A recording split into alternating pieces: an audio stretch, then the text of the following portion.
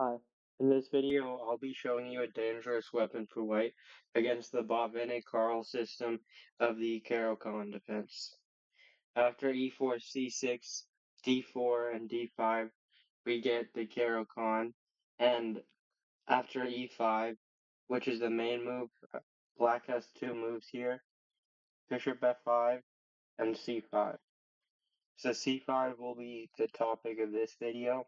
I've covered bishop f5 in a previous video where I recommended to go knight d2 and then knight b3. And that, yeah, like I said, that system's in another video. But c5 is black's other main option, and I always thought like this move was kind of annoying to play against because you can't always get the like typical um positions like you would get in the bishop f5 line. But white, I found a pretty good system for white that's very rare. After pawn takes c5 um, and e6, uh, I think white has a really good option of queen g4, and this move has only been played like 4% in 4% of the games.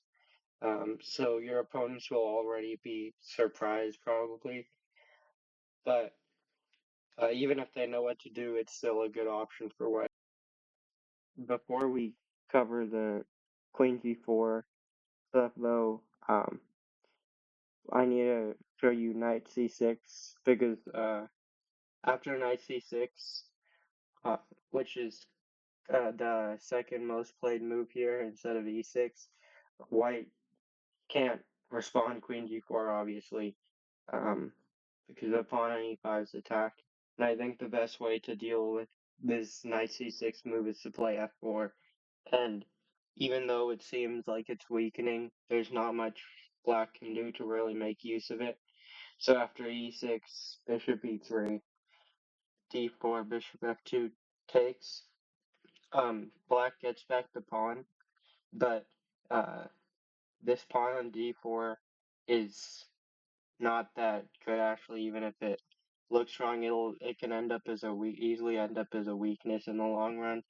Uh, and white already has the pawns in f4 and e5, so he should just have a better position. So let's say after knight d2, knight h6, a3 castles, bishop d3, and f6. Um, Black can't really play anything else here because he has to try to break in the center before white just completely develops in castles. But after f6 here, pawn takes, queen takes, knight e4, queen takes f4, knight h3, queen f5, and castles.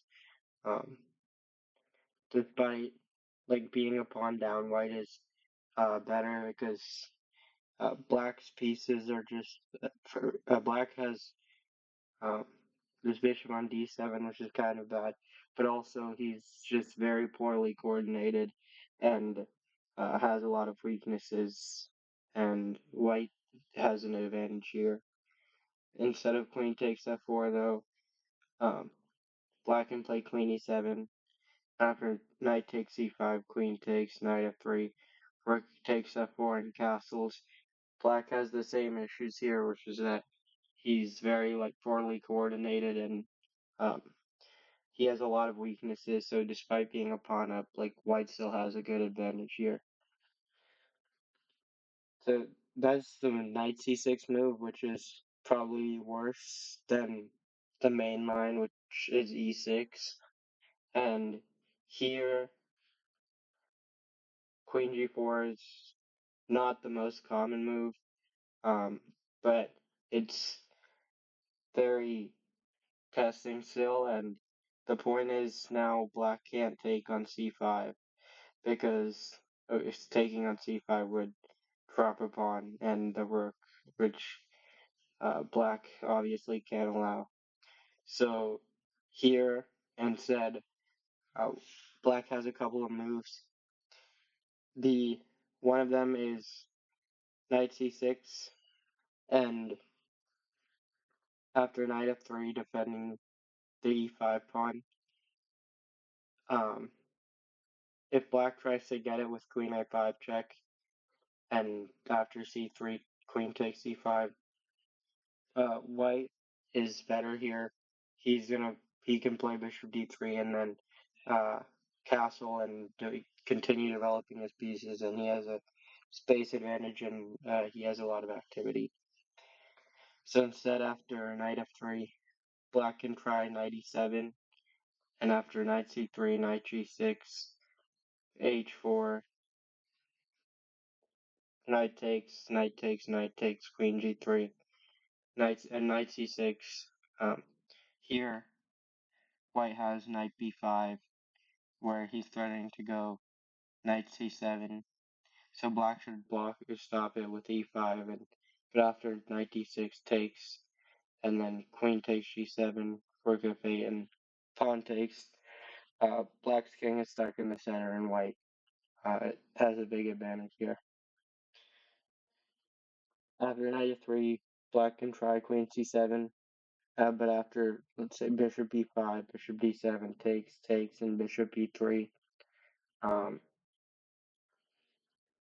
black can't really get the pawn still because if takes, there's queen takes g7, so white should be doing a little better here, and it's hard to see how black should, like, continue developing. After knight f3, h5 is also there, but after queen takes, or queen f4, bishop takes c5, and bishop d3, will transpose to the move h5 on the fifth move. We'll transpose to another variation. So that's knight c6. Knight d7 is also there. And after knight f3, there's a few moves for black. The most obvious would be to take back on c5 with the knight. And after bishop e2, knight e7, castles, knight f5, and c4. White is doing good here because black still has his king in the center and is 2 moves away from castling. But white is already opening up the center and can put his rook on d1, and black isn't well prepared to deal with the issues in the center. So instead of knight takes c5, queen c7 is another option. Maybe trying to take the pawn on e5 also. But white can play knight c3, and if knight takes e5 here, knight b5 is, I think, winning for white because um, black is just losing material. If he takes on f3, and after we can take back and then play bishop f4 when there's no good way to stop knight c7 check. Queen b8 is met by knight takes, queen takes, bishop e2, and then whatever, if black does any, just tries to develop a knight f6, we can play queen f4, and we're once again threatening knight c7 check. If black tries to attack our knight, we can play f4, and black can't keep defending c7, and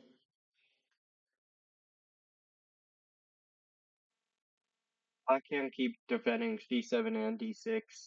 So let's say after queen b8, check, takes, now black has the g7 pawn hanging, so queen b8 doesn't work, and queen a5 check also doesn't work because of b4, takes, and then bishop takes c5 allows knight c7, where after we take on a, he takes on f2, and he puts a knight after rook g1, knight e4, bishop d3, our rook is defended by the knight, and it's still very hard for black to get around and take this knight. so white has an advantage. Um, Instead of bishop takes c5, if king d8, knight d6 takes, um, white has an advantage here. Because the pawn on d6 isn't actually a weakness, because we can always play bishop a3. And I think like black is having a lot of issues with coordination with the king in the center, and yeah. So instead of queen c7, if knight e7, um, then we can play knight c3, and after knight takes, bishop e2, h5, queen f4, knight g6. We put the queen on e3, and then both sides just play normal developing moves.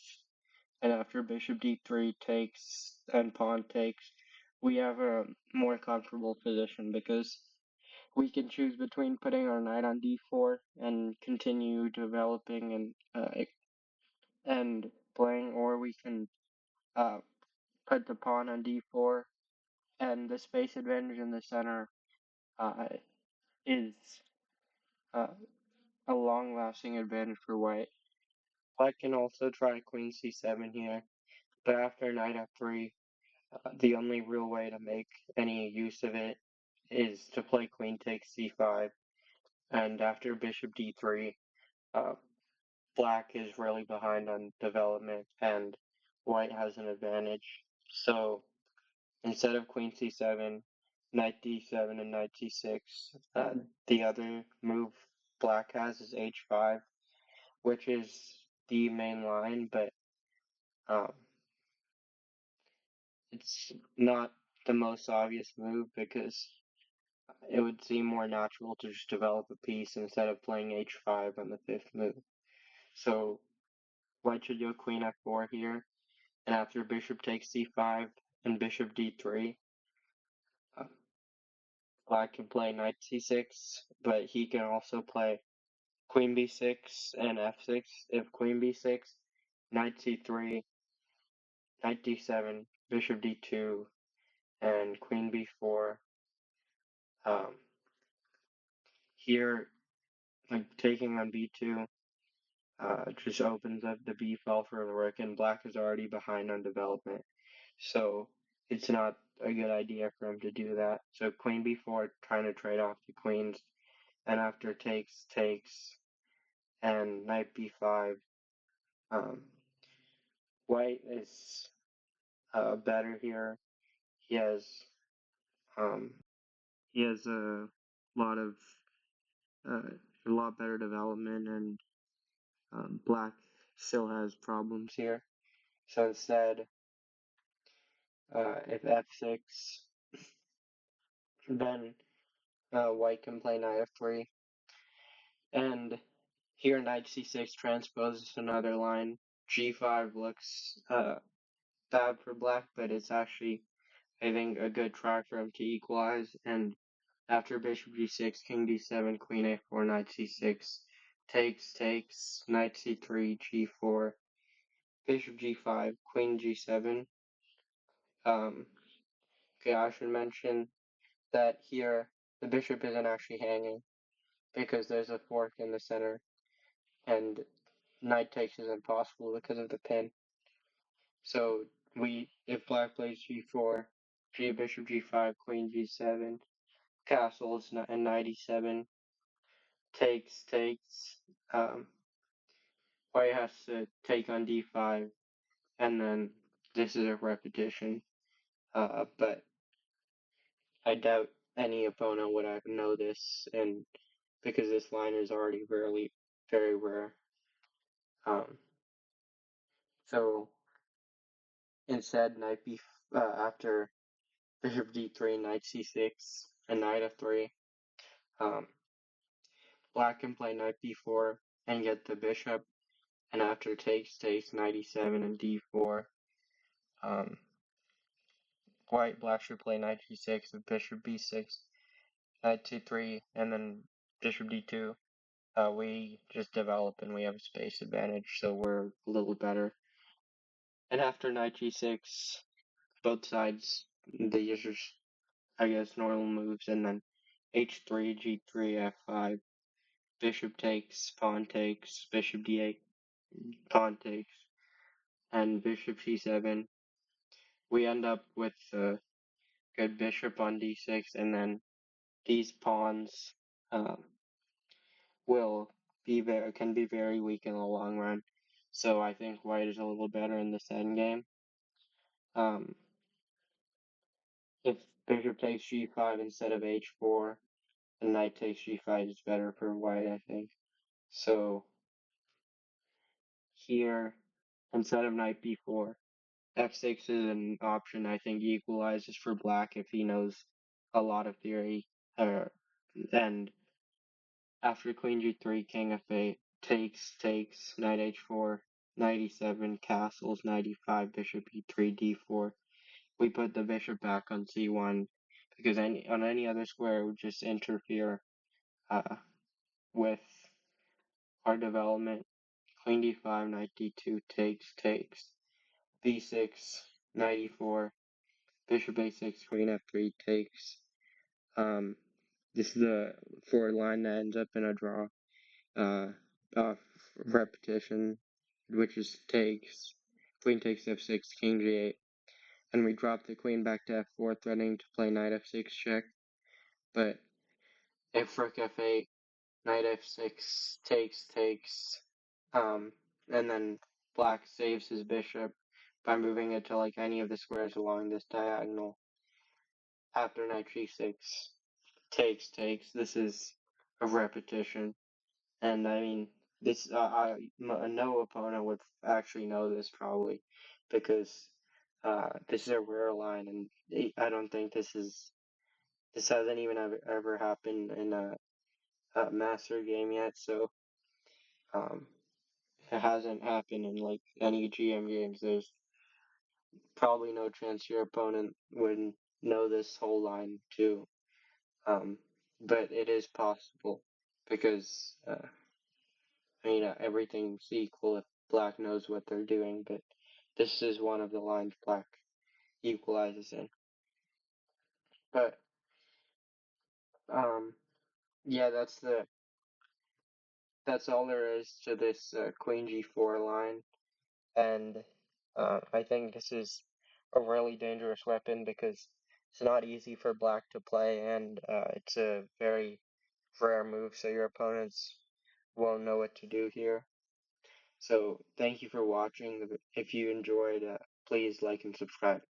See you in the next video.